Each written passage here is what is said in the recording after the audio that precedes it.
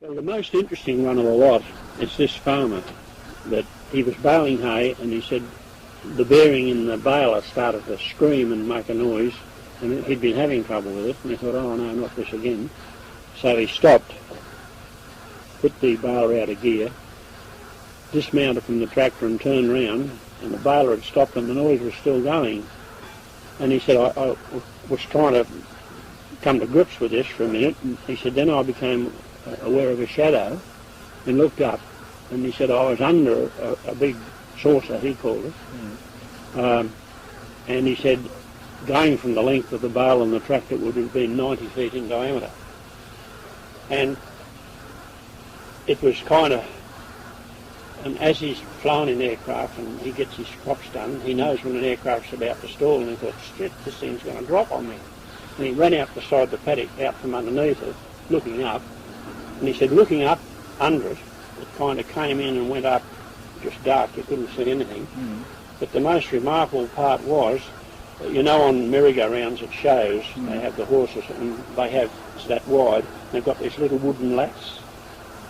Have you noticed them? They're nailed to it so you don't slip over. Oh, yeah, yeah. They're about inch and a half by half an inch. And then there's a gap and there's another one. They're all around the edge. Well, he said that's what it looked like underneath, but there were two rows of them. If you blinked, you could see one row, which was rotating very fast, but the other one wasn't. And it was rotating in the opposite direction, but very slow. You could see it quite plainly. And he said as it moved slowly along, it kind of came up like that, but there was a piece sticking up out of the top, like a dome, and around the bottom of the dome appeared to be a black seal of some kind. That's what he took it to be, like a weather sword or something. And he said the dome had it like a church door in it with an arched top, but no windows that he could see, and no handle on the door or anything. And he said on what he took to be the rear of it, there was slight protrusions that he would call rudders, and two big round holes, and he said there was shimmering heat coming out of one, and the other one, there were little spurts of flame coming out of it, and he gained the impression that one engine wasn't working, you know, because one disc wasn't spinning, and then, as he cleared it, he said the most remarkable thing of all, there was a Cessna aeroplane stuck to the side of it. The whole aeroplane? The whole aeroplane, yeah. He said the aeroplane, the tops of the wings were flat against the side of it, and the tail was kind of hanging down, a bit clear of the edge. And he said there were no chains or ropes or anything like that visible. And